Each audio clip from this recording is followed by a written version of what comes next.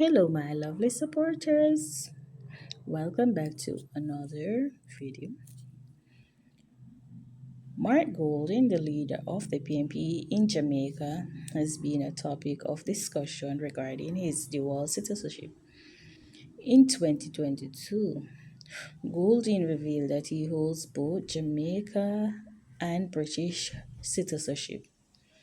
This has sparked debate and legal challenges regarding his eligibility to serve as member of parliament, potentially as prime minister. As Jamaican constitution has restricted restrictions on dual citizenship for elected officials. The issue is still a subject of political and legal controversy in Jamaica. Prime Minister Holness says dual citizenship as a leader is untenable, incurable. He had an interview on CVM TV. Let's listen to what he had to say.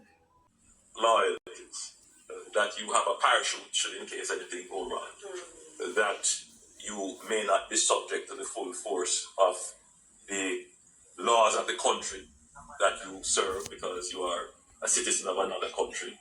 You could always find a way out. So, and I think that is important. I think in the minds of every Jamaican, the question would be,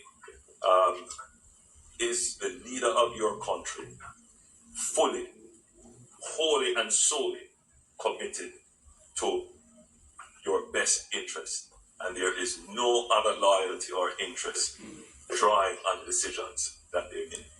To be the ultimate leader of a country, to be the ultimate executive leader of the country, you should have no other citizenship.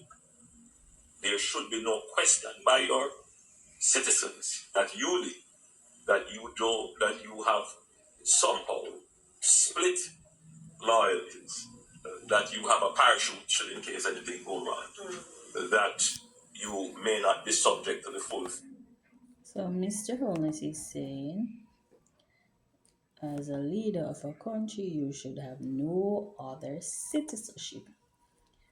So, Mr. Golding did an interview on TVJ about his British citizenship.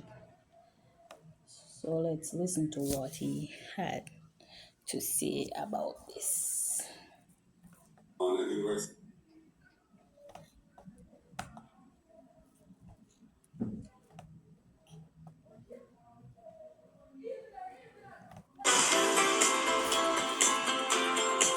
Jamaican, born at University Hospital, 1965. I grew up seeking.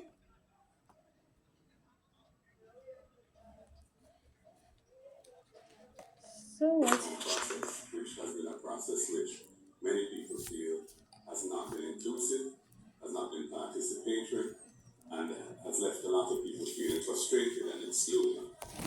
Plus, the cost of living issues facing Jamaicans, the crime rate, and the lack of hope in our people. So it's not surprising to me that our political competitors are seeking to generate distractions around these issues. And I think that's what this is. So yes, I'm a born Jamaican. I was born at University Hospital, 1965. I grew up in Jamaica. I went to school there, Mona Prep, Campion College. I studied abroad. And I came back right after with the Norman Manley Law School and did 2 years there. Got a Commonwealth Scholarship, did a master's degree in law in the UK, came back right after, and I've never worked anywhere other than Jamaica. So my entire working life and my childhood were here. So yeah, I'm a born Jamaican. I do have British citizenship as well, by descent. My father came to Jamaica in 1953 from the UK, and he spent the rest of his career and died there. He's buried on Slide Road. So, he was a person who gave a lot to this country. Started the Mona Rehab Center. He was in charge of the medical response to the polio epidemic in the 1950s. Yeah. Mm-hmm. The Kendall train crash, he was sent there to deal with the aftermath of that terrible incident. And he established a National Road Safety Council, Hope Valley Experimental School, all of these things. My mother was a career public servant. She was one of the first three ladies, I believe. And later on, after she got married and had children, she moved to the rehab center and spent the rest of her career there. So I'm very committed to Jamaica fully. You know, my entire life is about Jamaica. And so this whole thing is a bit peculiar. Truth is, the constitution of the country from 1962 to now allows, in fact, requires Commonwealth citizenship to be eligible to be in our parliament. The UK and Jamaica are both part of the Commonwealth. So my presence in the parliament is in accordance with the constitution, is lawful, and that's why I've never really thought of this as a big issue. I think that's where the confusion rests, because we have heard people say, oh, but the PNP has called for other people to denounce their citizenship. But you're saying the UK is a Commonwealth, but not the US. Correct. So the Commonwealth are nations who were largely former colonies of the UK, but the US is not included in that. They've never been a member of the Commonwealth.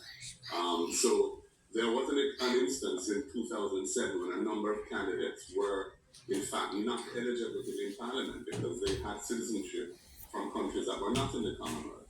And those matters were taken to court, and the court made its ruling. They were booted from Parliament.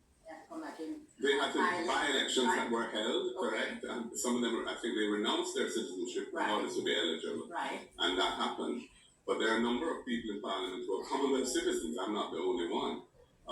So, you know, I don't see why this is a big issue, but it's obviously being used as a way of trying to attack me personally. So you don't think there's any validation at all to the issue? Because you mentioned the issue of the CCJ and constitutional reform, which is another area where there's deadlock that I want to ask you about. But one of your statements is that the CCJ being Jamaica's final appellate court, it can be a case where we have 1 foot. This is your direct quote: 1 foot in, 1 foot out of King Charles's yard. Right. Is there a parallel between that statement and what folks are saying now about your dual citizenship? And so is it therefore fair for you to categorize it as a mere distraction? 1 foot in and 1 foot out refers to the idea of leaving the monarchy but not leaving it. In other words, Jamaica becoming a republic, but stand up on our own 2 feet as a proud nation and move. And the Jamaican people feel strongly that Constitution says, well, you know, perception being oftentimes the reality and the lens through which people do things. In my case, my life is one of service to the people of Jamaica. Certainly in the latter part of my life. Before that, I was in the private sector.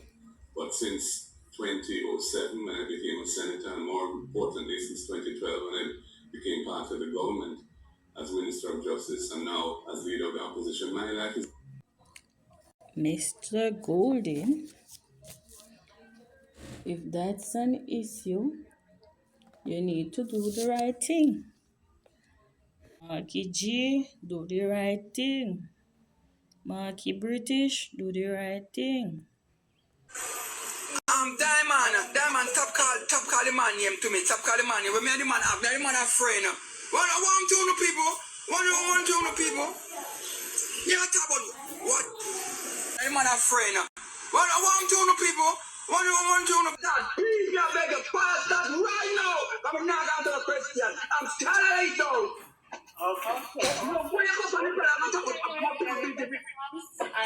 You don't want to know. You don't want to hear. If you pick up, if you start that, they will get them and end it right now. I'm right. We're gonna end it now.